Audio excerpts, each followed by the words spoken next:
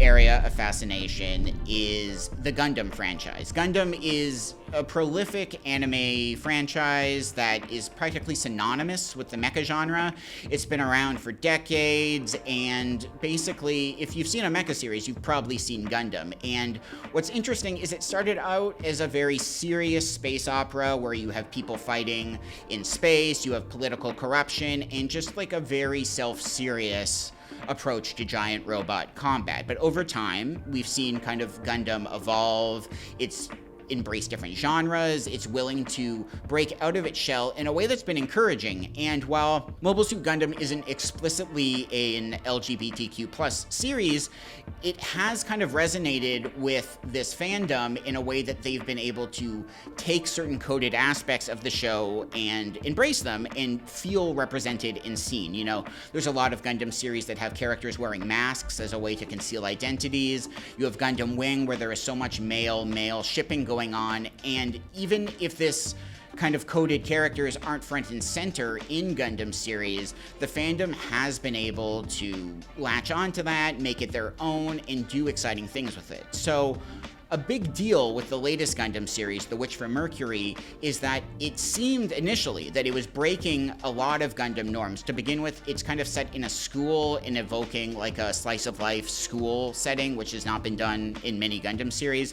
And it also has two female protagonists. And basically, one of these characters gets in a duel to win the other's hand in marriage, and you have these two female characters that are ostensibly engaged over the course of the show. Now, this was a big deal when The Witch from Mercury came out, and it brought in a lot of people that would have never watched a Gundam series before. And at the end of the day, that's very positive, you know? Audiences feel like they're being represented and seen in a way that was never really done in Gundam before, but what has been very surprising is now that The Witch from Mercury is over, there was an interview in Gundam Ace magazine where one of the voice actors for these characters basically alluded to their characters being married. And at the end of the series, we see these two female characters with what appear to be matching wedding bands. When the show ended, their marriage was trending on Twitter. There's been a lot of confirmation that these two characters are a couple romantically and that they're married, even if we don't explicitly see their marriage in the anime. Now, what's interesting is after the Gundam Ace interview magazine was published online, after its digital publication went out, all references to this marriage were edited out. Now, the excuse that was given was that it was a proofreading mistake and that some editorialization was being taken, but that really doesn't seem to make much sense when you look at all the evidence in The Witch from Mercury when it's talking just about how these two characters are a couple. And what's upset the fandom so much is that they kind of feel like they've been manipulated into make The Witch from Mercury a success, and it is a success. It's one of the biggest Gundam series ever. Its toys are selling so much, like it's really found a lot of success, but now that the show is done and successful, these fans that finally felt represented are feeling like they've been discarded, that their interpretation of the characters doesn't matter anymore, and now that this show is a success, they're not needed, and basically been gaslit to think that, like, you've interpreted this product wrong, even though everything in The Witch from Mercury has been confirming this kind of relationship the entire time.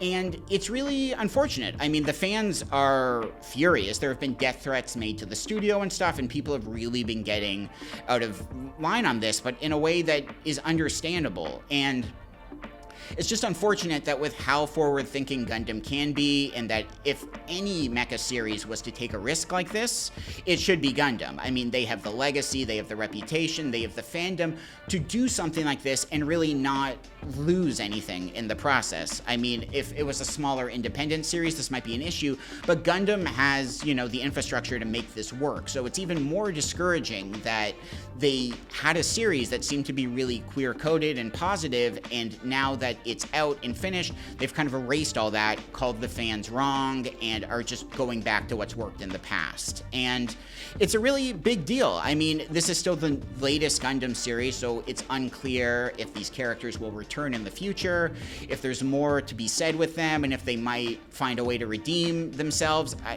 think that's unlikely, though. Like, it really does seem like Gundam is just going back to what's worked, and aren't interested in any more Witch from Mercury, even though you could get a movie out of the show, you could get more seasons out of this show, but seems like they just want to wipe their hands clean of the situation. So it should be really interesting to see the future of Gundam, if they continue to avoid queer-coded characters, or if there is a way that they can make amends for this, or show that, you know, they might have been a little reactionary here and just not done the right thing that fans care about the most. So we'll continue to see where Gundam heads in the future, but for now, it's kind of fascinating that I've never seen a fandom turn so quickly on a show, and that they took the very thing that audience loved about this show, erased it, and made the fans just furious in the process. It's fascinating.